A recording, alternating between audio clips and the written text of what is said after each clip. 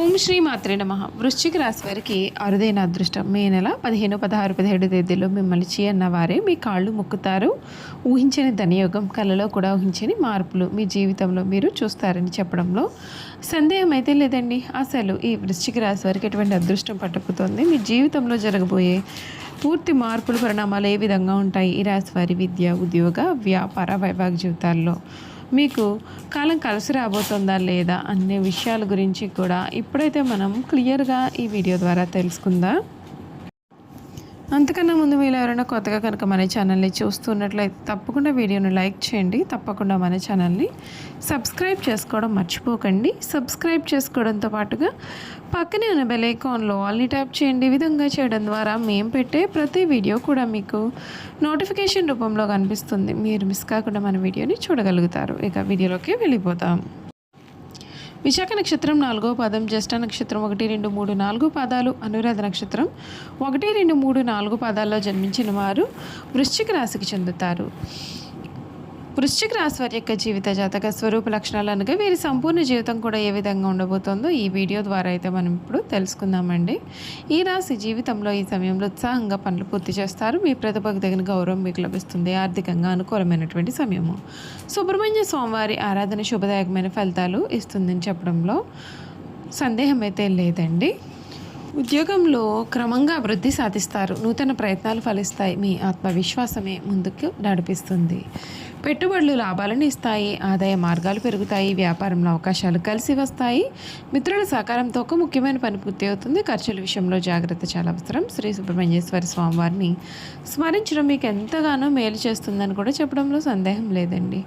ఈ వృశ్చిక రాశి వారికి ఈ సమయంలో వీరి జీవితంలో కలగబోయే మార్పులు ఏమిటి? మే నెల 15, 16, 17 తేదీల్లో మీకు ఏ విధమైన అదృష్టం అనేది కాలం కలిసి రాబోతోంది అన్ని విషయాల గురించి కూడా ఇప్పుడైతే మనం క్లియర్గా ఈ వీడియో ద్వారా తెలుసుకుందామండి.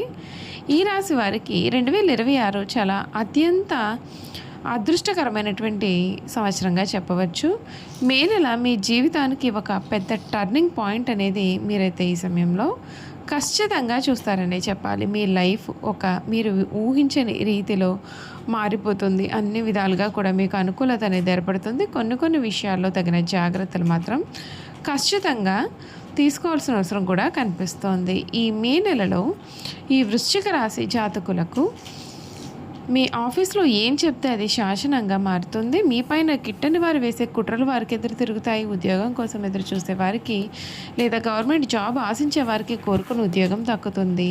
ప్రమోషన్ల విషయంలో ఎవరైనా సరే అడ్డు తగిలినా వాటిని అధిగమించి మరి మీరు విజయం సాధిస్తారు. మే 15 తర్వాత సూర్యుడు 7వ ఇంట సంచరించడం చేత మీకు సమాజంలో మంచి పేరు ప్రతిష్టలు కూడా వచ్చే అవకాశాలు కూడా కనిపిస్తూ ఉన్నాయి. వ్యాపారస్తులకి ఈ సమయం మిశ్రమ ఫలితాలు అనేది ఇస్తుంది. లాభాధిపతి బుధుడు, కర్మాధిపతి సూర్యుడు మే 15 తర్వాత 7వ ఇంటంటే వ్యాపార స్థానం కలవడం వలన కొత్త క్లయింట్లు, ప్రభుత్వ లేదా పెద్ద కంపెనీలు కాంట్రాక్ట్లు లభిస్తాయి. మీ వృత్తిపరమైన నెట్వర్క్ భారీగా విస్తరిస్తుంది. కానీ 7వ ఇంట క్రూరమైన గ్రహమైనటువంటి సూర్యుని ప్రభావం వలన వ్యాపార భాగస్వామ్యంలో తీవ్రమైన అహంకార పోరు వచ్చే ప్రమాదం ఉంటుంది. లాభాల పంపకంలో లేదా అధికారాల విషయంలో ఒకరిపైన ఒకరు ఆధిపత్యం చెలాయించాలని చూస్తారు. పారదర్శకత లేకపోతే వ్యాపార సంబంధాలనేవి కూడా దెబ్బతింటాయి. మే 14 తర్వాత సప్తమాధిపతి శుక్రుడు 8వ ఇంట ఉండడం చేత భాగస్వామ్యులతో కాస్త జాగ్రత్తగా మెలిగితే మీకు మేలు. ఆర్థిక పరంగా ఈ సమయం ఆకస్మిక పరిణామాలతో నిండి ఉంటుంది. ధనాధిపతి అయిన గురు భగవానుడు 8వ స్థానంలో 8వ ఇంట్లో ఉన్నాడు. దీనికి తోడు మే 14న వ్యయ మరియు సప్తమాధిపతి అయినటువంటి శుక్రుడు కూడా అష్టమంలోకి వస్తాడు. ఈ అష్టమ స్థాన గ్రహ సమ్మేళనం వలన ఇతరుల అంటే భాగస్వామి లేదా పిత్రార్జితం డబ్బు మీకు కలిసి వస్తుంది. అంతకుముందు నిలిచిపోయిన ఇన్సూరెన్స్ లేదా పిఎఫ్ డబ్బులు చేతికి అందుతాయి. 6వ ఇంట బలమైన కుజుని కారణంగా మీ మీద ఉన్న బ్యాంకు రుణాలు లేదా పాత అప్పులు తీర్చడానికి కావలసినటువంటి ద్రవ్య సహాయం మీకు అందుతుంది. అయితే షేర్ మార్కెట్ లేదా ట్రేడింగ్ వంటి ఊహాజనిత పెట్టుబడులకు ఈ నెల మాత్రము కూడా మీకైతే అనుకూలంగా లేదండి. భారీ నష్టాలు కలిగే అవకాశాలు కూడా ఉన్నాయి. ఆరోగ్యపరంగా మీకు డబల్ ఎనర్జీ వచ్చే నెలగా చెప్పవచ్చు. మీ లగ్నాధిపతి కుజుడు మే 11 రోగ శత్రుస్థానమైనటువంటి 6వ ఇంట స్వక్షేత్రం పొందడం వలన మీలో అద్భుతమైనటువంటి ప్రాణశక్తి, రోగ నిరోధక శక్తి కూడా పెరుగుతాయి. పాత జబ్బులు రోగ నిరోధక శక్తి పెంచుతాయి. పాత జబ్బులు లేదా దీర్ఘకాలిక నొప్పులు దానంతట అవే నయమవుతాయి. శారీరక శ్రమ చేయడానికి ఎంతో ఉత్సాహపడతారు. అయితే 8వ ఇంట గురు శుక్రుల ప్రభావం కారణంగాను మరియు 7వ ఇంట సూర్యుని వలన శరీరంలో విపరీతమైనటువంటి వేడి, మూత్రపిండాల లేదా యూరినరీ ఇన్ఫెక్షన్లు వచ్చే స్వల్ప అవకాశాలు ఉంటాయి. క్రమం తప్పకుండా వ్యాయామం చేయడం, జంక్ ఫుడ్కు దూరంగా ఉండడం మీకు చాలా మంచిది. కళత్ర స్థానమైనటువంటి 7వ ఇంట మే 15 నుండి సూర్యుడు ఉష్ణ మరియు అహంకార కారకుడు ప్రవేశించడం వలన వైవాహిక జీవితంలో ఒక పరీక్షా సమయం ఎదురవుతుంది. జీవిత భాగస్వామితో చిన్నపాటి విషయాలకి తీవ్రమైనటువంటి వాదనలు పంతాలు వస్తాయి. ఒకరు తగ్గిన సమస్య వెంటనే పరిష్కారం అవుతుంది. పంచమ స్థానంలో సంతాన స్థానంలో శని సంచారం కారణంగా మీ పిల్లలు మొండి ప్రవర్తన లేదా వారి చదువులో మందకొడితనం మిమ్మల్ని ఆందోళనకు గురిచేస్తుంది. పిల్లలతో సమయం గడపడం, వారి యొక్క సమస్యలను అర్థం చేసుకోవడం చాలా ముఖ్యం. 8వ ఇంట శుక్రుని కారణంగా జీవిత భాగస్వామి వైపు బంధువులతో కొన్ని లావాదేవీలు కూడా నెరవేరుతాయి. విద్యార్థులకు ఇది పోరాడి గెలిచే సమయము. విద్యా సమయంలో 5వ ఇల్లు శని ఉన్నందున సాధారణ చదువులో కాస్తంత బద్ధకం, ఏకాగ్రత లోపం కనిపిస్తాయి. అయితే ఎవరైతే మెడిసిన్, డిఫెన్స్, లా లేదా కాంపిటేటివ్ ఎగ్జామ్స్కు పోటీ పరీక్షలకు సిద్ధమవుతూ ఉన్నారో వారికి 6వ ఇంట ఉన్న కుజుడు మరియు సూర్యుడు అద్భుతమైనటువంటి శత్రు విజయాన్ని అంటే పరీక్షల్లో అత్యుత్తమ ర్యాంకులు ఇస్తారు.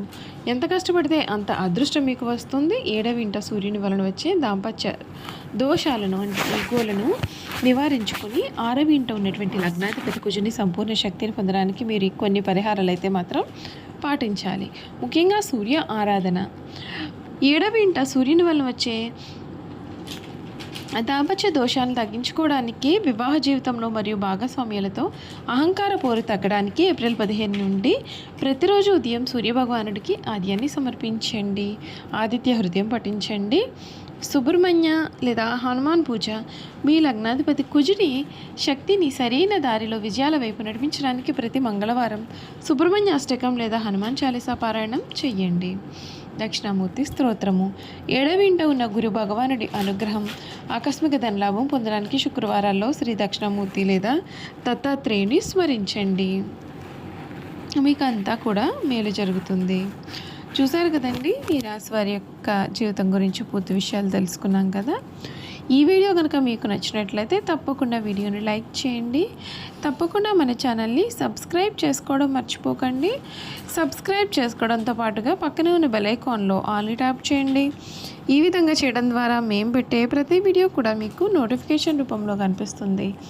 మీరు మిస్ కాకుండా మన వీడియోని చూడగలుగుతారు. అలాగే వృశ్చిక రాశిలో మీ స్నేహితులు కానీ కుటుంబ సభ్యులు కానీ ఉన్నట్లయితే తప్పకుండా మన వీడియోని వారితో షేర్ చేయడం మాత్రం అసలు మర్చిపోకండి. Thank you for watching.